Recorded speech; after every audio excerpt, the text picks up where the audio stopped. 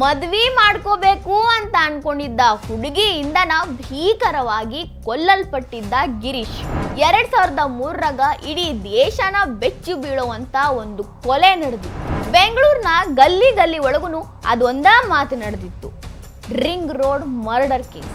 Finally Shubha ಹಾಗೂ 3 ಜನ ಕೊಲೆಗಡಕರಿಗೆ supreme court ಜೀವಾವಧಿ ಶಿಕ್ಷೆ ಫೈನಲ್ ಮಾಡಿ ಅಷ್ಟಕ್ಕೂ ಹಾಕಿ ಅವನ್ನ ಸಾಯಿಸಿದ್ಯಾಕ?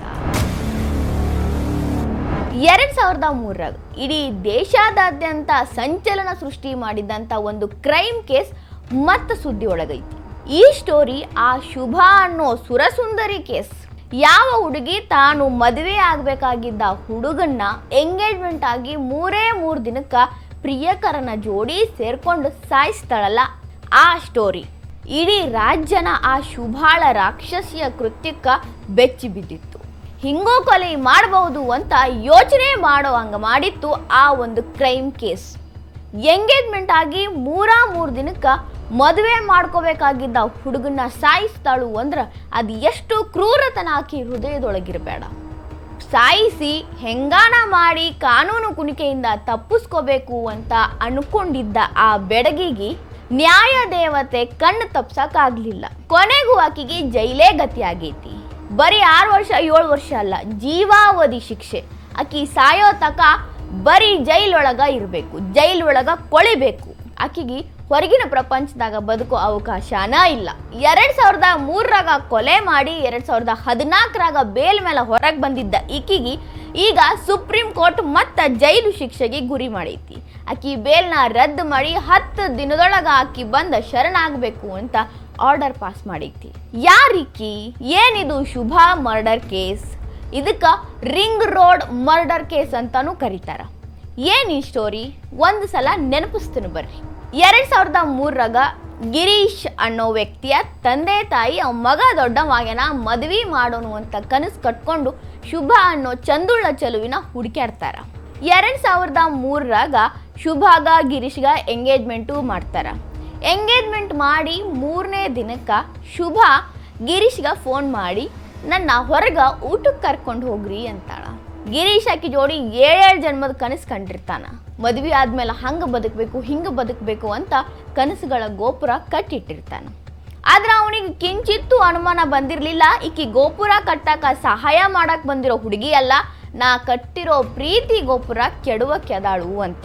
ಅದ ಕನಸಿಟ್ಕೊಂಡು ಗಿರೀಶ್ ಶುಭ ಕರ್ದಾಳ ಅನ್ನೋ ಕಾರಣಕ್ಕೆ ಕೆಲಸ ಮುಗಿಸಿ ಸಂಜಿಕ ಶುಭಾನ್ ಕರ್ಕೊಂಡ ಒಂದು ಐಷಾರಾಮಿ ಹೋಟೆಲ್ಗೆ ಊಟಕ್ಕೆ ಹೋಗ್ತಾನೆ. ಊಟ ಮಾಡ್ತಾರ, ಹೊರಗೆ ಬರ್ತಾರ.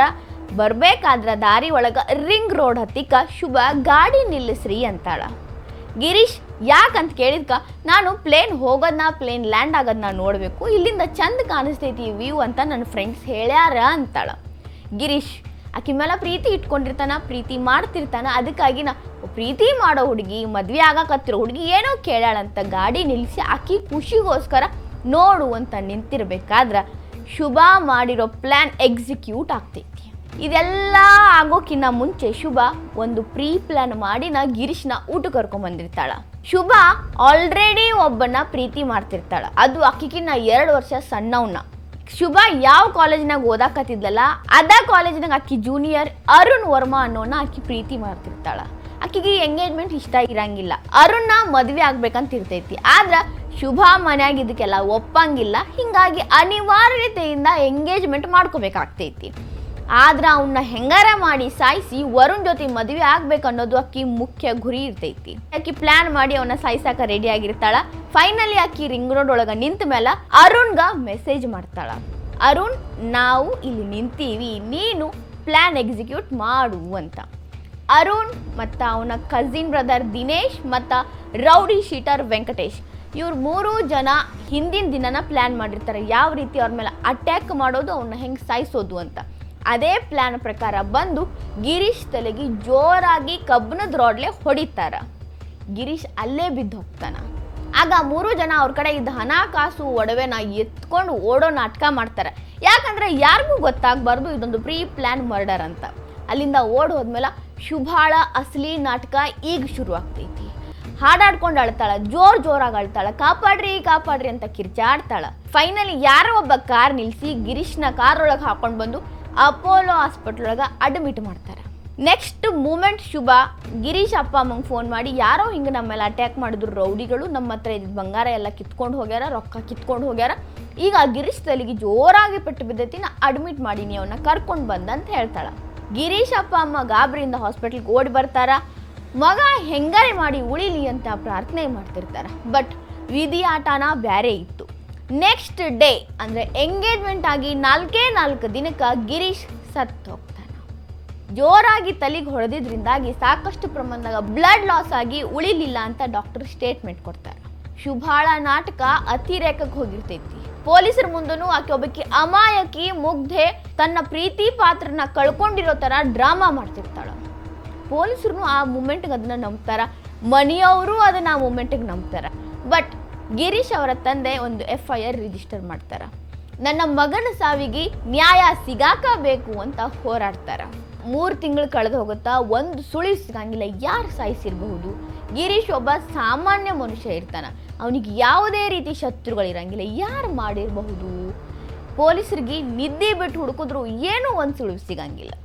ಫೈನಲ್ ಆಗಿ ಯಾವುದೋ ಒಂದು ಕಾರಣಕ್ಕಾಗಿ ಎಂಗೇಜ್ಮೆಂಟ್ ವಿಡಿಯೋ ನೋಡ್ಬೇಕಾದ್ರೆ ಶುಭ ಎಂಗೇಜ್ಮೆಂಟ್ ಒಳಗೆ ನಗ್ತಿರಂಗಿಲ್ಲ, ಖುಷಿ ಇರಂಗಿಲ್ಲ, ಒಂದು ಸ್ವಲ್ಪನೂ ಎಕ್ಸೈಟ್ಮೆಂಟ್ ಇರಂಗಿಲ್ಲ. ಪೊಲೀಸ್ಗೆ ಅನುಮಾನ ಬರ್ತೈತಿ, ಈಕಿಗೇನಪ್ಪ ಎಂಗೇಜ್ಮೆಂಟ್ ಒಳಗೆ ಖುಷಿನ ಇಲ್ಲ, ಇಲ್ಲಿ ನೋಡಿದ್ರೆ ಸತ್ತಾಗ ಹಿಂಗೆ ಹಾಡಾಡ್ಕೊಂಡು ಹತ್ಲು, ಪ್ರೀತಿ ಇಲ್ಲಿರೋ ಪ್ರೀತಿ ಅಲ್ಲಿ ಯಾಕಿರಲಿಲ್ಲ ಅಂತ ಕ್ರಾಸ್ ಚೆಕ್ ಮಾಡಬೇಕಾದ್ರೆ ಅವಾಗೆಲ್ಲ 2003 ಒಳಗೆ ಕೀಪ್ಯಾಡ್ ಫೋನ್ಸು, ಇಷ್ಟೊಂದು ಮೊಬೈಲ್ಗಳ ಬಳಕೆ ಹೆಚ್ಚಿರಲಿಲ್ಲ. ಆಗ ಆಕಿ ಮೊಬೈಲ್ ನಂಬರ್ನ ಟ್ರ್ಯಾಕ್ ಮಾಡಿ ಆಕಿ ಯಾರ ಜೊತೆ ಮಾತಾಡಾಳ, ಯಾರಿಗೆಲ್ಲ ಮೆಸೇಜ್ ಮಾಡ್ಯಾಳ ಅಂತ ನೋಡಿದಾಗ ಆ ಮಹಾ ನಾಟಕಗಾರ್ತಿ ಮೋಸಗಾರ್ತಿ ಕೊಲೆಯಾಗಿದ್ದ ದಿನಾನ 75 ಸಲ ಅರುಣ್ ವರ್ಮಾಗ ಕಾಲ್ ಮಾಡಿರ್ತಾಳ. 38ಕ್ಕಿಂತ ಹೆಚ್ಚು ಮೆಸೇಜಸ್ ಮಾಡಿರ್ತಾಳ. ಆಗ ಅರುಣ್ ವರ್ಮಾಗೆ ಯಾಕೆ ಅಷ್ಟು ಕಾಲ್ ಮಾಡಿದ್ಲು ಅಂತ ಅರುಣ್ ವರ್ಮಾನ ವಿಚಾರಣೆ ಕರ್ಕೊಂಡು ಬಂದು ವಿಚಾರಣೆ ನಡೆಸಿದಾಗ ಅರುಣ್ ವರ್ಮಾ ಅಲ್ಪ ಸ್ವಲ್ಪ ಮಾಹಿತಿ ಹೇಳ್ತಾನೆ. ಅವನು ಕೊಟ್ಟ ಮಾಹಿತಿ ಮೇಲೆ ಶುಭಾನ ಅರೆಸ್ಟ್ ಮಾಡಿದಾಗ ಪೂರ್ತಿ ಕೇಸ್ ಏನೇನೆಲ್ಲ ಆಗಿತ್ತು ಅನ್ನೋದು ಎಳಿಯಾಗಿ ಗೊತ್ತಾಗ್ತೈತಿ. 2004 ಜನವರಿ 25ಕ್ಕೆ ಶುಭಾನ ಅರೆಸ್ಟ್ ಮಾಡ್ತಾರ. ಶುಭಾ ಜೋಡಿ ಆ 3 ಜನರನ್ನು ಅರೆಸ್ಟ್ ಮಾಡ್ತಾರ. ಅರುಣ್ ವರ್ಮಾ, ವೆಂಕಟೇಶ್ ಆ್ಯಂಡ್ ದಿನೇಶ್, ಈ 3 ಜನ ಹಂಗೆ ಶುಭಾನ ಅರೆಸ್ಟ್ ಮಾಡಿ ಇನ್ವೆಸ್ಟಿಗೇಷನ್ ಸ್ಟಾರ್ಟ್ ಮಾಡ್ತಾರ. 3 ವರ್ಷ ಕಳಿತೈತಿ, ಆದರೂ ಏನೂ ನಿರ್ಧಾರ ಆಗಂಗಿಲ್ಲ, ಅವ್ರಿಗೆ ಶಿಕ್ಷೆ ನಿರ್ಧಾರ ಆಗಂಗಿಲ್ಲ. ಬಟ್ ಗಿರೀಶ್ ಅವರ ತಂದೆ ತನ್ನ ಮಗನ ಸಾವಿಗೆ ನ್ಯಾಯ ಸಿಗಾಕಬೇಕು ಅಂತ ಪಟ್ಟು ಹಿಡಿದು ಕುಂತಿರ್ತಾರೆ. ಬಟ್ ಅನ್ಫಾರ್ಚುನೇಟ್ಲಿ ತನ್ನ ಮಗನಿಗೆ ನ್ಯಾಯ ಸಿಗೋ ಮುಂಚೆನೆ ಡಿಸೆಂಬರ್ 18, 2007 ಆ ತಂದೆ ಸಾಯ್ತಾನ. ಅವ ಸತ್ತ ಮೇಲೆ ಆ ಮೀಡಿಯಾದಾಗ ಸುದ್ದಿ ಜೋರಾಗ್ತೈತಿ. ಗಿರೀಶ್ ಅವರಿಗೆ ನ್ಯಾಯ ಸಿಗಲಿಲ್ಲ ಅನ್ನೋ ನೋವಲ್ಲಿ ಅವರ ತಂದೆ ಸತ್ರು ಹಾರ್ಟ್ ಅಟ್ಯಾಕಿಂದ ಅಂತ. ಆವಾಗ ಈ ಒಂದು ಕೇಸ್ ಫಾಸ್ಟ್ ಟ್ರ್ಯಾಕ್ ಕೋರ್ಟ್ಗೆ ಬರ್ತೈತಿ. ಅಲ್ಲಿ ಜೋರಾಗಿ ತನಿಖೆ ನಡೆದು ಮುಂದಿನ 3 ವರ್ಷದಾಗ ಕೇಸ್ ಕ್ಲಿಯರ್ ಆಗ್ತೈತಿ.